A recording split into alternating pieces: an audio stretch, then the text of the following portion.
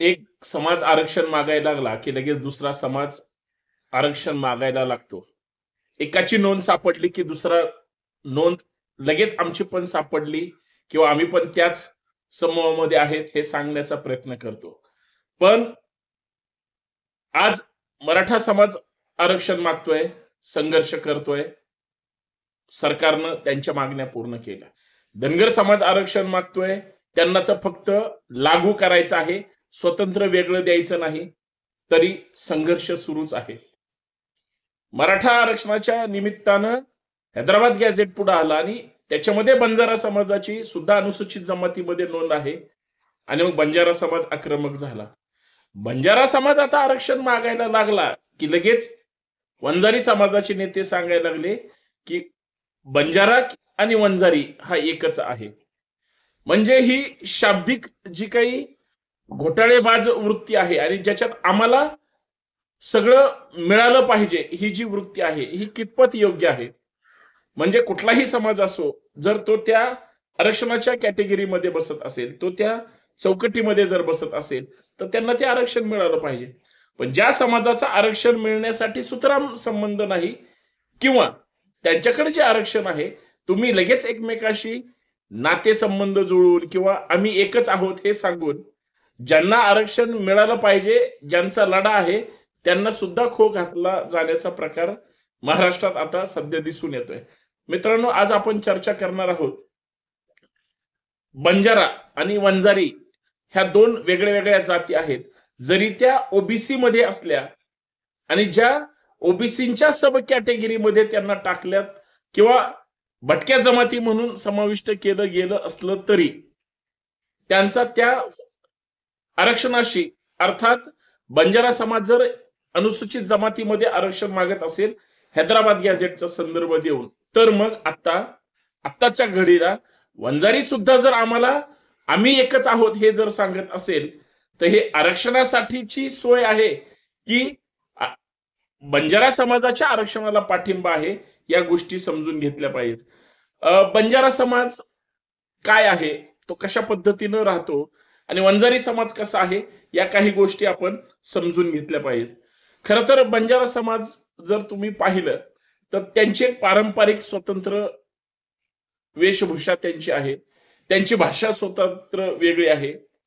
व्यापाराच्या निमित्तानं किंवा उद्योगाच्या निमित्तानं ते सतत अस्थिर असणारा समाज आहे, एका जागेवर थांबणारा समाज नाही. आणि पूर्वीच्या काळी जसं आदिवासी समाज इकडं तिकडं फिरत होता किंवा तो मानवी वस्तीपासून मुख्य वस्तीपासून तो नेहमी बाहेर असायचा, असा तो समाज आहे. त्याच्यामुळं त्यांचा पारंपरिक पोशाख, भाषा आणि एकंदरीत जीवनशैली ही तशी वेगळी आहे.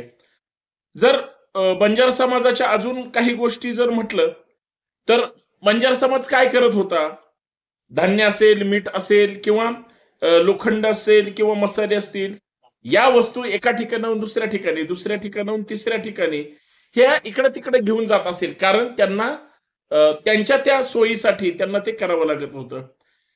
जर बंजारा समाजाचं एकंदरीत पारंपरिक गोष्टी जर पाहिल्या, तुम्ही जर त्यांची भाषा पाहिली तर त्यांची एक भाषेचा वेगळाच लहेजा आहे, लोकगीतं वेगळी आहेत, स्वतंत्र आहेत आणि एकंदरीत समाज मनामध्ये त्यांची जी नृत्य प्रकार आहे आणि एकंदरीत पोशाखाचा जो प्रकार आहे हा वेगळा आहे. आणि खास करून बंजारा त्यांची जर भाषा लमाण असेल किंवा अजून वेगळी असेल तर त्या सगळ्या त्यांच्या लोककलेच्या त्या भाषेचा तो संपूर्ण आढावा आपल्याला तो वेगळ्या भाषेत समजून घ्यावाच लागेल. आणि भारतातील अनेक भागामध्ये बंजारा समाज राहतो, तसा तो फक्त महाराष्ट्रात राहतो असं नाही. महाराष्ट्र असेल, तेलंगणा असेल, कर्नाटक असेल, आंध्र प्रदेश असेल, इतर राज्यांमध्ये सुद्धा बंजारा समाजाचं वास्तव्य आहे. जरी महाराष्ट्रामध्ये बंजारा समाज ओबीसी मध्ये प्रवर्गामध्ये जरी असला तर इतर राज्यांमध्ये बंजारा समाज हा अनुसूचित जमातीमध्येच आहे. हा झाला एक महत्वपूर्ण मुद्दा. आता बंजारा त्यांची भाषा, बंजारा तो समाज आणि मग वेगळाच वंजारी समाज. आज बंजारी समाजाचं बीडमध्ये तीव्र स्वरूपाचा मोर्चा आणि आंदोलन सुरू आहे. आणि मग तिथं बीड जिल्ह्याचेच माजी मंत्री आणि ज्यांचं बीड जिल्ह्यावर प्रचंड मोठं प्रभुत्व आहे असे धनंजय मुंडे हे त्यांच्या आंदोलनाला पाठिंबा द्यायला गेले आणि ते तिथं बोलताना म्हणाले की बंजारा आणि वंजारी एकच आहेत, आपण एकच आहोत आणि आम्ही तुमच्या सोबत आहे. लोक खवळली, लोक चिडली. ते म्हणले तुमचा आणि आमचा काही संबंध नाही. याचा अर्थ काय? त्यांची सगळी भाषा वेगळी आहे, त्यांचं राहणं जगणं हे वेगळं आहे.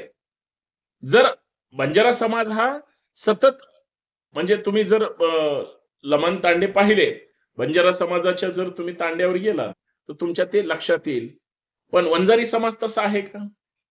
वंजारी समाज हा शेतीशी निगडीत आहे, व्यापाराशी निगडीत आहे आणि खास करून वंजारी हे एक सधन समाज आहे.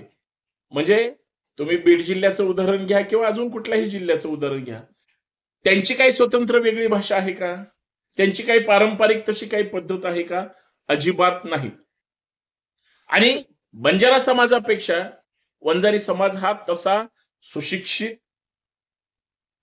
आर्थिकदृष्ट्या, सामाजिकदृष्ट्या तसं पाहिलं तर हा मजबूत आहे. आणि त्याच्यामध्ये अजून वंजारी समाज हा राजकीय दृष्ट्या सुद्धा सक्षम आहे.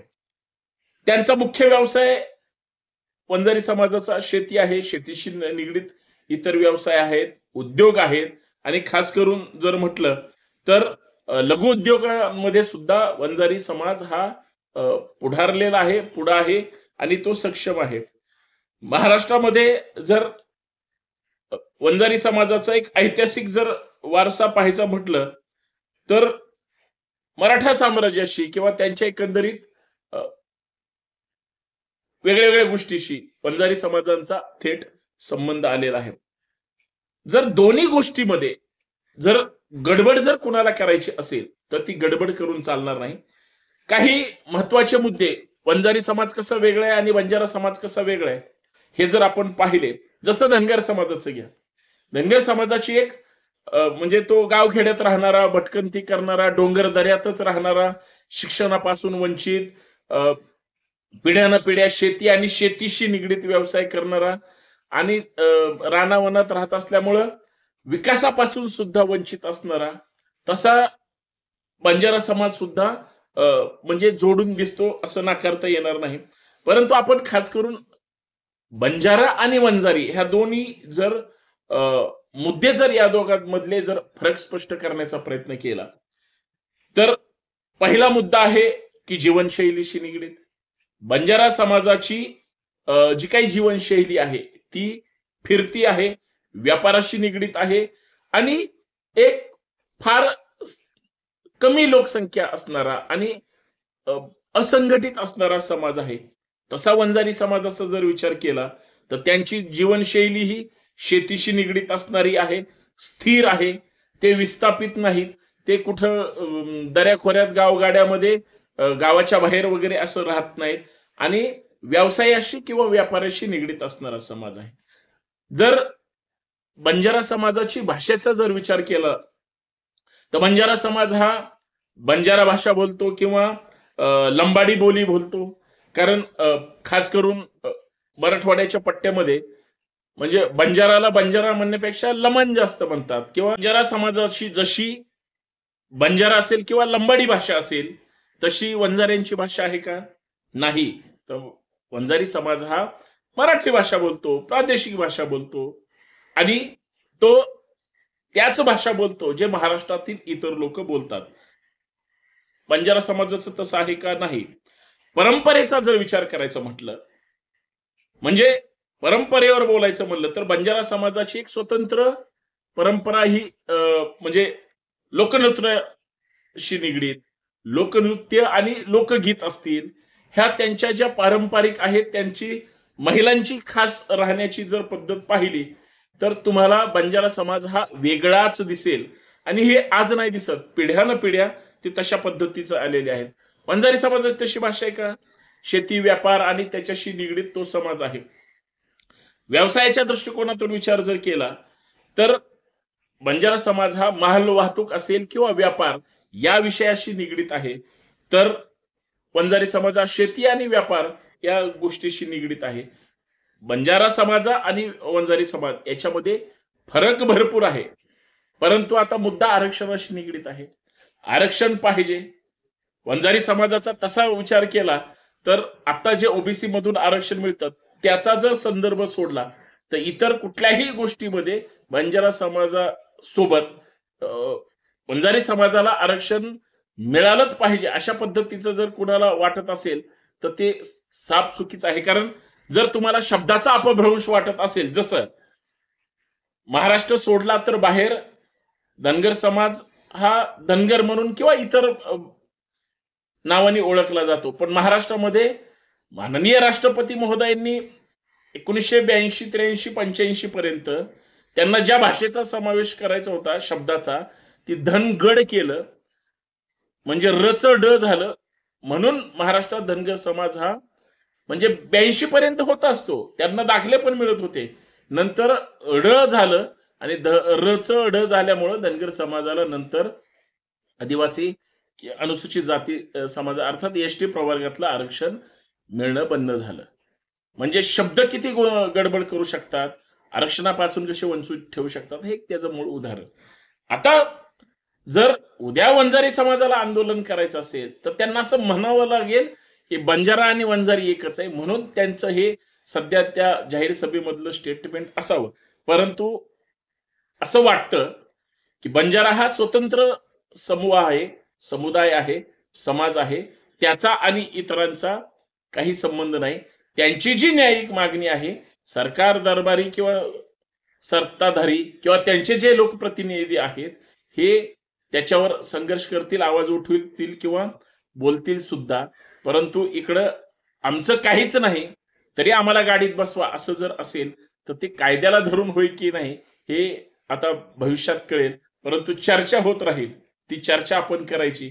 ज्यांचं संवैधानिक आहे त्यांना मिळालं पाहिजे, परंतु ते बाजूला राहतात आणि नको ते मुद्दे पुढे येत आणि मग मागणाऱ्यांची संख्या झाली की देणारा सुद्धा थांबतो. हे वेगळं सांगायची गरज नाही.